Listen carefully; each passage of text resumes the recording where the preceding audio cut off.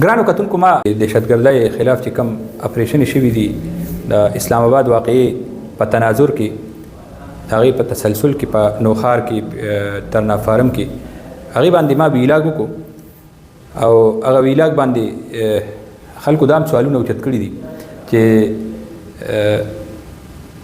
مطلب د دهشتګردو چې کوم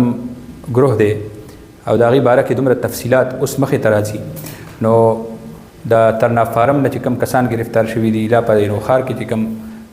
کسان پراته وو میشته وو دلته نه دومره لویه کاروایي کېده او دا دومره تفصیلاتونو د دې مخکې نه مخنیوی ولې نه شوی یو ویلټ سوال دی مطلب دا دی د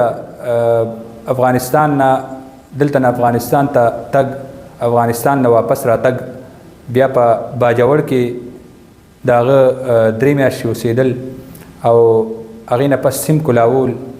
رابطې کول بیا ترنافارم ته رارسېدل د دې دی نه اسلام آباد او نوخار او مختلفو ځایونو کې ټکانې جوړول او د دومره غټې واقعې نه پس بیا اپریشن کې د هغې ګرفتاري کول نو خلک دا وایي چې یاره د پکار دا دی چې دا کله راغل نو هغه ټایم کې د دې ګرفتاري پکار وه به هر حال مونږ په دې باندې هم دغه کوو چې دا واقعې نه پس فوري طور کاروایي وشو ملزمان چې کوم دی هغه گرفتار شو چې کوم اصل کسان دی هغه بنیاد ته ورسېدل او سیکیورټي ادارو یو کامیاب اپریشن وکړو بل طرف ته ډېرې حلقې دا سوال موچتوي چې په حکیم آباد کې کم میشته کسانو دا دومره لوی ګروپ دلته کې ډېر وخت نه پروت نو دې حوالې سره د دې سیکیورټي کلیرنس د دې کرایهنامه او دې باندې نظر ولې نه دی ساتلی شوی ډېر اهم سوال دی چې نوشیره کینټ غونتې حساسه چونی او هغې سره لګېدلې پوش علاقه چې حکیم آباد هم نن سبا آرمر کالوني ورسره لګېدلې ده او غیر چاپېره دغلته ډېر حساس علاقه ده ورسره دومره لوی سنټر پروت دی او دلته ورسره نوخار چې کومه دومره غټه چونی ده دا چونی بذات خود یو سټیټ دی که نه او عسکري نوعیت سره تړلې اهم ضلع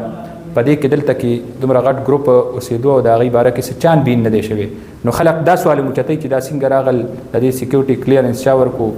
او پولیس دې حوالې سره چې د کرایهنامې کوم نظام دی نو هغې باره کې پوچ گچ ولې نه دی شوی په دې باندې توجه ولې نه دی ساتلی شوي نو دغه خبره هم دې باندې اوس پکار دا دی چې دا څومره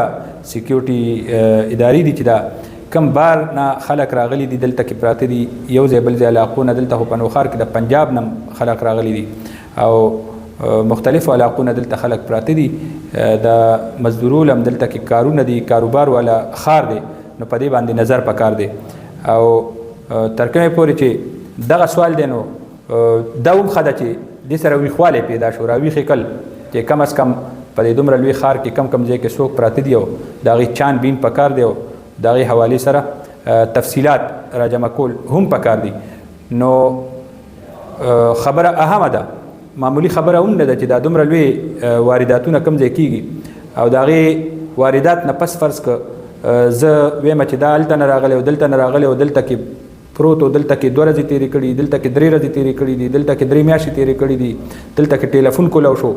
او فلاني سره خبرې شوي نو چې کله دا خبرې کېدې او کله دا کار کېږي او دومره معلومات وي چې دا سړی غلط دی نو په هغه باندې لاس اچول پکار